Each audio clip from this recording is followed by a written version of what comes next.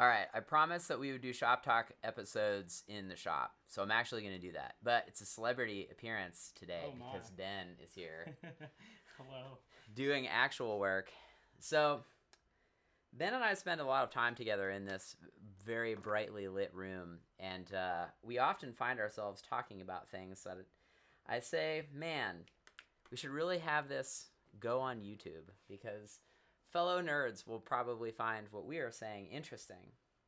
So, I was about to tell Ben the story, and I'm just going to tell you guys the story as well.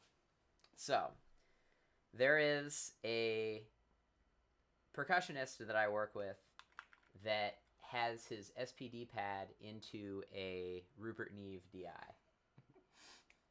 So ridiculous. Now, I would agree, but I think that's just my saying that I always say: is it overkill or is it the appropriate amount of kill? I think it's a bit overkill. So, the one time when he first got this DI, he was like, "You got to check this out. I just got done with this tour. There were a bunch of sound guys that told me this was the best that an SPD has ever sounded in their room. I mean, granted, we're not using the SPD for the band that I mix in anything that's like a crazy kind of way. Yeah. It's just like hand claps and an 808, and like it's not like it's like playing just backing basic tracks. Effects right. to add. So he's like, "Are you excited to try it?" I'm like, "Yeah, man, let's do it. I would love to know what a $600 DI sounds like." So on the first gig that we used it for, there was a buzz in the line. Great. So I couldn't get it to go away. I mean, I did all of the things. I lifted the ground. I changed the cable. I did all the normal things, and I couldn't get it to go away. So I ended up replacing it with like the crappy. I don't even want to say crappy, but like the less expensive radial DI. Oh, the less expensive. It wasn't even like a J48 or anything like that. It was just like the baseline, like, I'm competing with the Proco or the Whirlwind Imp kind of world. Mm-hmm. And the buzz went away, which I thought was just absolutely hilarious. So we come back after sound check, and he goes, "Hey man, I respect you, but like, why'd you swap my DI out? Is that like a sound guy thing?" I'm like, "No, man.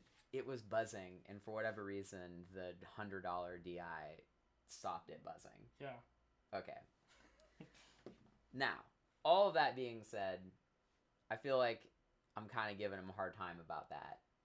He's one of my favorite people ever. Okay. Like, it is just more so the idiosyncrasies of maybe to look at things from an objective standpoint to, is this worth it? Is this better, or did I just spend a lot of money on this particular thing? I'm justifying my purchase. Right. Yeah. So I get a text from this same percussionist. So he said, "I have a pretty high profile gig coming up on Sunday and Monday. I have to use my SPD pad. Usually I go mono guitar cable out to a DI box. The MD asked if I could go stereo out instead of mono. So I've seen some Y cables that go 1/4 inch mono for the left-right split to a single stereo 1/4 inch. Is that going to work? Or does the left-right 1/4 inch also have to be stereo?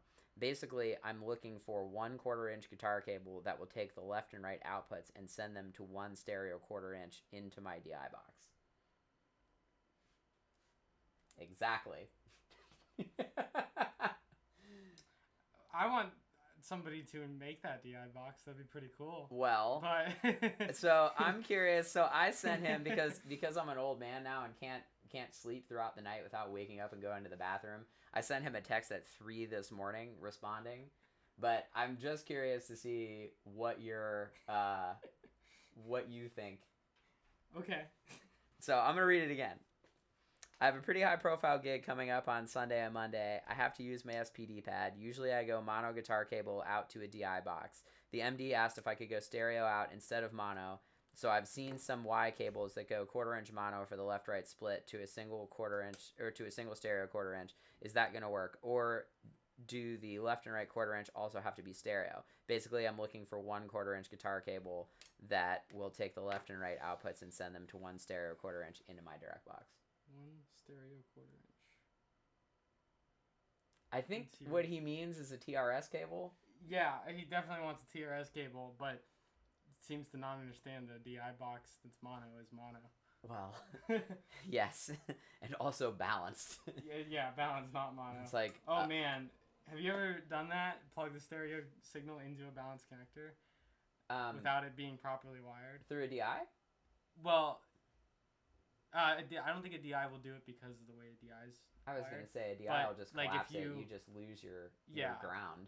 But if you plug it directly into, like, if you just had a cable that went like left into pin 1 and right into pin 2 of an XLR connector, yeah, you end up with this weird phase cancellation thing. So actually, I carry a mono radial Pro AV1 direct box in my work box for that reason specifically. Yeah. Like if you have to collapse stereo down to mono, nice, it does it for you.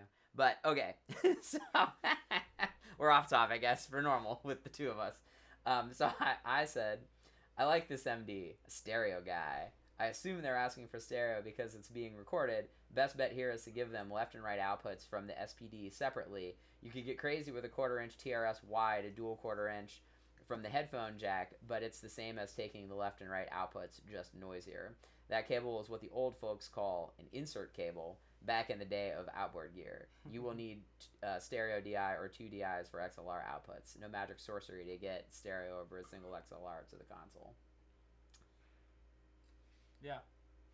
Longer explanation. Look how long this Longer explanation. Oh because it was 3 a.m. and I was up. Longer explanation. XLR is balanced connection, meaning that the 3 pins are wired hot, pin 2, cold, pin 3, and ground, pin 1. Breakout cables will send the left down pin 2, right down pin 3 with a common ground on pin 1.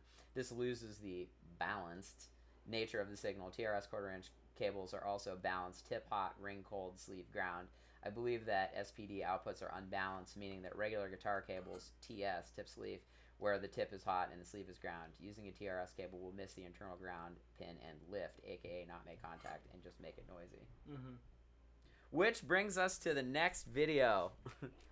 Ben is working on a panel that is using, hold on, I'm going to see if I can get this to actually focus, 1/4 inch combo jacks, where they have a bunch of pins on the back. None of this is in focus. There we go. Sorta, kinda. We're going to have another video for you soon, but this is our episode of Shop Talk. So, one more TRS story. Same band, different person.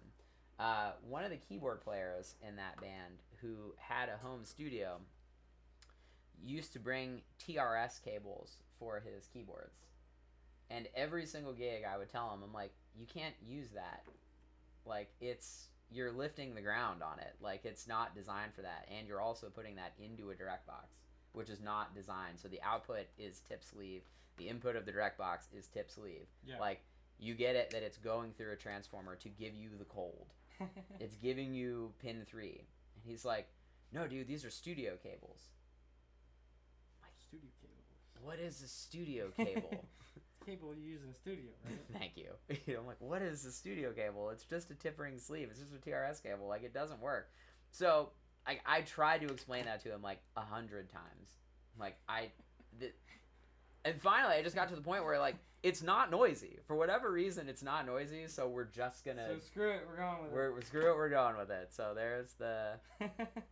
that's it. I feel like that's a marriage thing. It's like, do you want to be right or do you want to be happy? There we go. Yeah. Pick your battles. Pick your battle, indeed. Jeez. Anyway, well, as always, thanks for stopping by. As you notice, the desk is still messy, so, here's your electrical voyeur thing into our world today about talking about combo XLR jacks and running an SPD pad through a Neve DI, which is probably awesome. I mean, we did make a 5045. It can't not be at least good. So. It certainly does. What's your line? It certainly does sound. Does sound. It does sound. It may not sound good, but it does sound. Anyway, see you later. Goodbye.